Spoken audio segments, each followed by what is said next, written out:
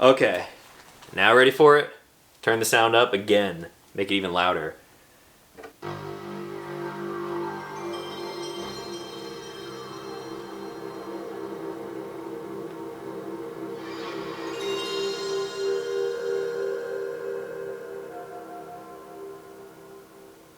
Oh, it's so good. You can't tell me that's not good. Come on now.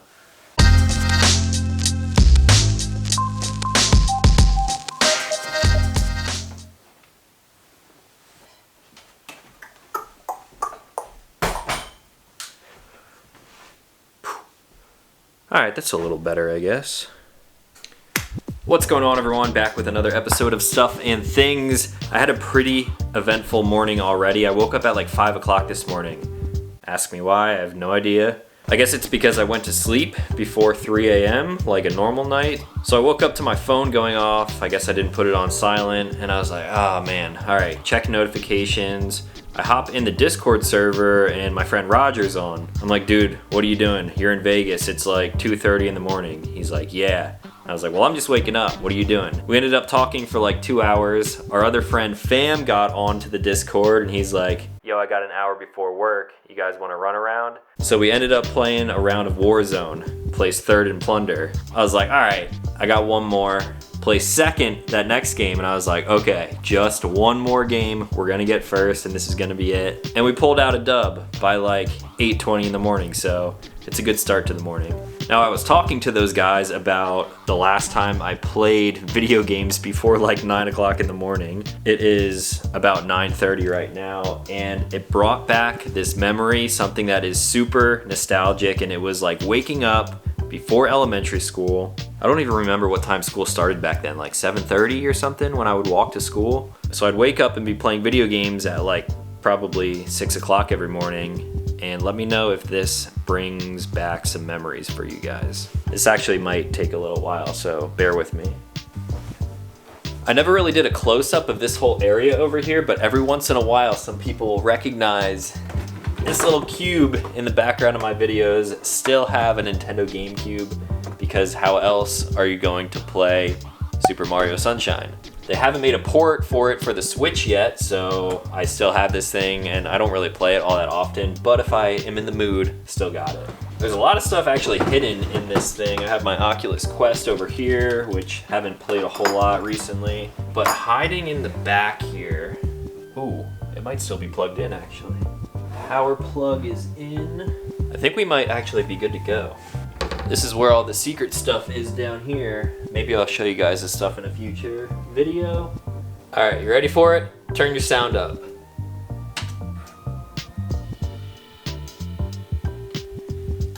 Must not be plugged in, right? If this ain't plugged in, then what is plugged in its place? Oh, that's the other console, hang on. Remember these right here? Okay, now ready for it? Turn the sound up again. Make it even louder.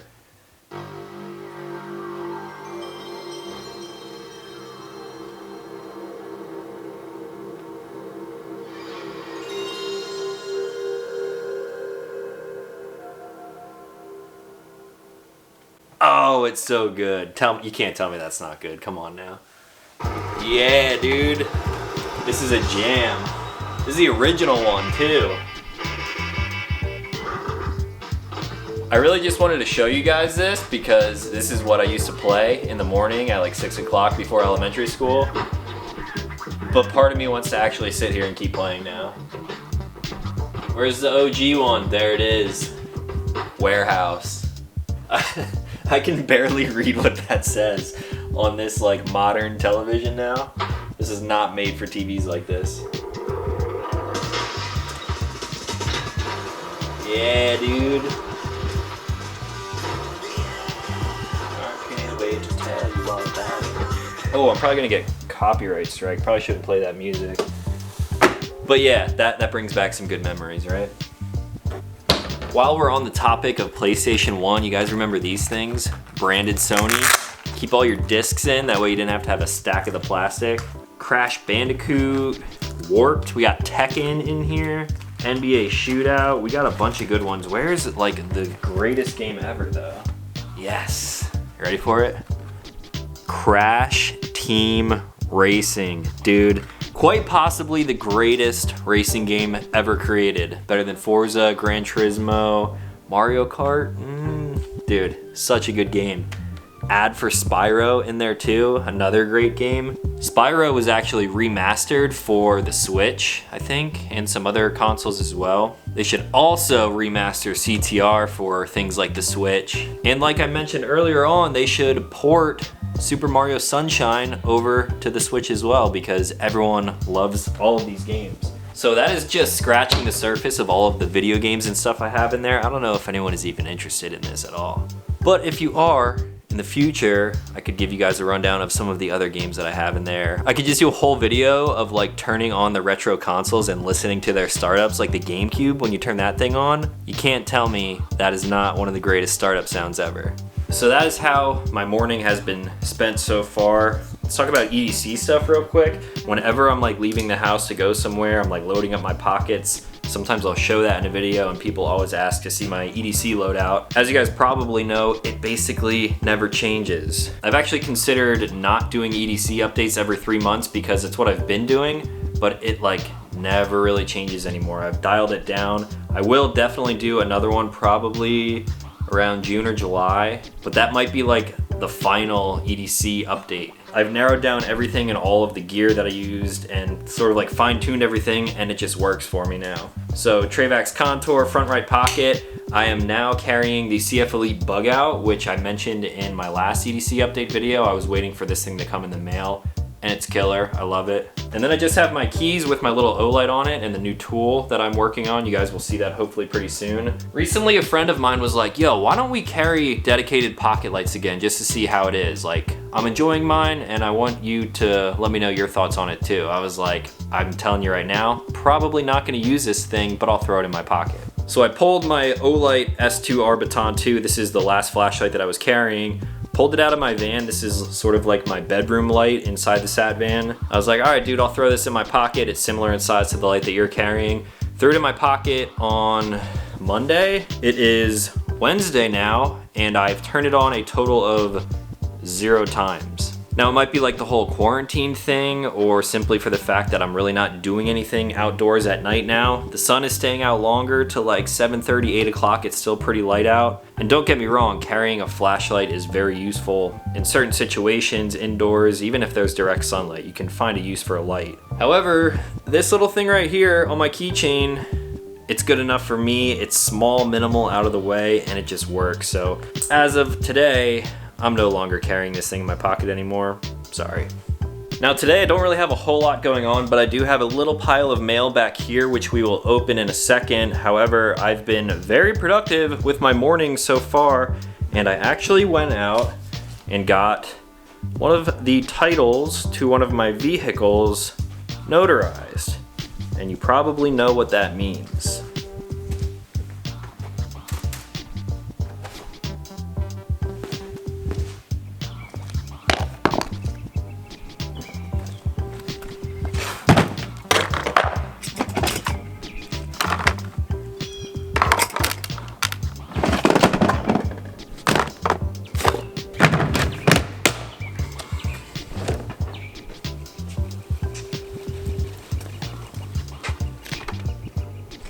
Yeah, I'm willing to bet that no one really expected this, and I honestly didn't expect it either. But the timing is right, makes sense to me, and I will explain more in a future video, hopefully sooner than later. I'm hoping I could actually make a video on this whole situation by next week, but only time will tell. A few things need to fall into place. I'm about to clean this thing up though, and you guys can say goodbye to my DRZ.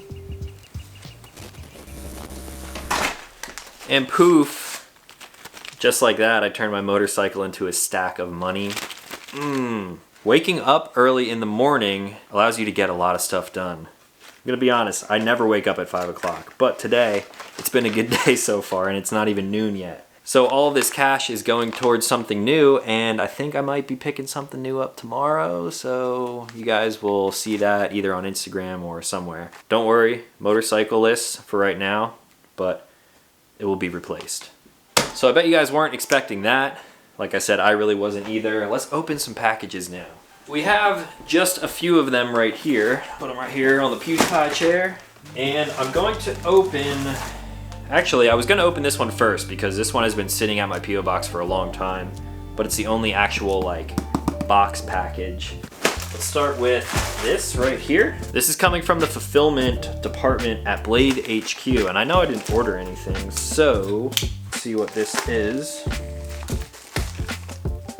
There's no note in here, which is strange, but we got a Emerson built by Kershaw. I don't know who sent this. I did mention during Lockdown Knife Week that I do not own an Emerson knife, and this, I guess, is now my first. I really wish I knew who sent this so I knew who to thank, but there's no note, so thank you, mystery person. I don't know anything about this knife other than it's a Emerson design, but it's manufactured by Kershaw. So what's cool about this, let me show you. What's cool about the Emerson Wave design is that when you have it in your pocket, wow, that is a stout pocket clip. It's gonna rip my pants. When you have it in your pocket like this, when you pull it out, you pull it kind of backwards and flat with your pants. Oh my gosh. I can't even do it with this knife. It's legit gonna rip my pants, and these are new. All right, just pretend that that is down in my pocket. Boom. That's the Emerson Wave function right there. So thank you to the mystery person who sent me my first Emerson designed knife. Chisel ground, made in China. I don't know what blade steel it is, probably like maybe D2 or something, AUS 8, 440, who knows. Luckily I have quite a few spots in my box, so this one will take up a slot now. I'm sorry, but that's obviously not going to replace my current EDC. Still loving the bug out. Next one is coming from my friends at QVO Tactical. This one I've had for a while too and just haven't opened it yet. And here I have glow in the dark patch and this patch, which I don't know if you guys have seen that before. This is actually my first time seeing it, but I believe this is actually infrared. The black coating behind there, I think, is an infrared patch. So you might be thinking, what is the purpose of a glow in the dark and an infrared patch? Like when infrared light hits this, you can see it. It's of course for my night vision helmet, which I don't have my night vision goggles on here right now. I actually haven't even shown them on the channel. So if you guys want a video on night vision stuff, I can do that. We can do a lot of cool stuff with night vision, like driving the Sat Van in the pitch black, riding the one wheel, go up to the range. There is a lot of cool stuff that you can do with night vision, and I'll probably start exploring that a little bit here in the future. So shout out to Roger and Dez for sending me these out right here. Got the glow in the dark on the back now, and the IR patch. Perfect placement right here on the side. Also, shout out to Team Wendy for this bump helmet. I'm gonna bring you guys a full video on like this entire setup because there's a lot that goes into setting up a helmet like this, but more on that later. All right, next up we got one coming from Burbank, California. Boulevard Chrome? What is this? Is this something I ordered? Hey Talon, dig your channel and product reviews. Here's one of my Cranium Detailer beard and hair comb bottle openers to help keep your beard in line during this crazy time on Earth. You got that right. I don't know when this was sent, but times are certainly crazy. Yep, March 1st. Sorry for getting around to this so late. All of our combs are rust-free and made in America. Stay healthy. Cheers, Tony from Boulevard Chrome with a B. C-R-O-M-B. Am I saying that right? Low Lives Matter. That would have been a good sticker when I had my STI, which is sold, by the way, just like the DRZs. The DRZ, do you still have that? Is that going to be the new thing? I don't say that in the comments. Not funny. Don't do that. I'm serious, don't do that. Premium comb bottle openers. Ah, it's in like the shape of a, sort of like a hot rod, I guess, or a low rider. The beard is a little wild today. I'm looking at myself in the camera right now. Feels good though. Believe it or not, beard combs are things that a lot of people get wrong. They just like cut stuff into metal and then they market it as a beard comb. Beard combs are very specific because it needs to be like machined and sort of perfected in the right way so that it doesn't snag your hairs. If you're just ripping a comb through your beard really fast and it catches, it hurts. So right here it says, when brushing hair, do not angle the comb flat against the skin like this. It can cause hair breakage or loss. Okay, so right there's what I'm talking about. Like, you don't want to comb like that. Who combs anything like that? No, you want to keep it like out up against your skin. It's good, feels good. So thank you, Tony, for the beard comb. I'm gonna put this thing on my desk. I have beard combs just like sitting on my desk and I use them all the time. Next up, we got a package from Vertex. Never really know what they're gonna send.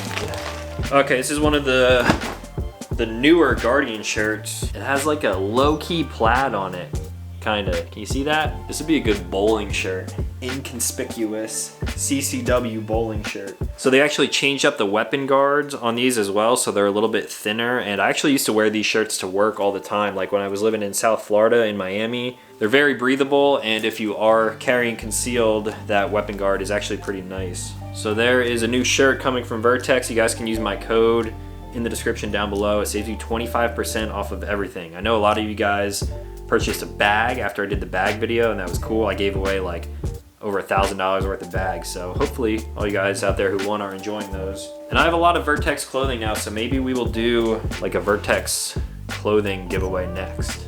Next one right here, this is one that I've been looking forward to for a while. Some of you may recognize that logo right there. This is coming from my friend TamFamGram on Instagram. I'm sure you guys have seen his weapon photography and all of the dope patches and everything that he does. Just so happens that he's making these two things right here, which are very handy as of right now.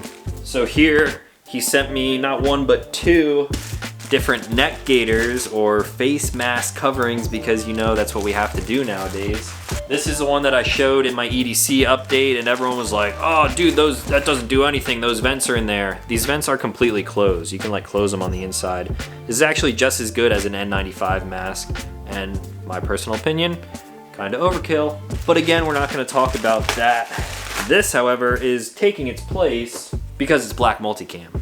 Multicam is an official sponsor of the Satvan now. I got the hood wrapped in Black Multicam. You can check out a photo of it right there. Thing looks really good. It looks even better in person. And Tam is all about the multicam life. So now I got a Black Multicam face covering.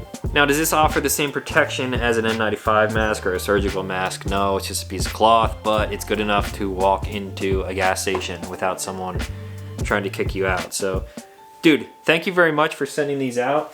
The other one over here is, it's kind of hard to tell. You probably won't be able to see on video, but it's like a black on black or almost black on gray topo pattern, which he does a lot of stuff in. So pretty cool neck gaiters there. I'm absolutely going to be, I'm probably gonna just wear this thing all the time now. My neck and face are already warm because I have a beard, and wearing a face mask all the time with the beard sucks. But these things are kind of light and sort of breathable, so this will come in handy, man. Another good thing is that you can probably hear me very well through this. It probably doesn't sound like anything has changed. Super clutch. When this one's in the wash, I will wear the Topo one. Thanks, Gabe. You guys should follow him over on Instagram. Now for the final one, the box, which I probably shouldn't shake actually. It says, do not open with a knife. I don't know what that could mean. How else am I supposed to open it? Just like mind powers or like karate chop it? I don't know. I'm gonna use a knife. Ooh, we got a note right on top, which is very nice.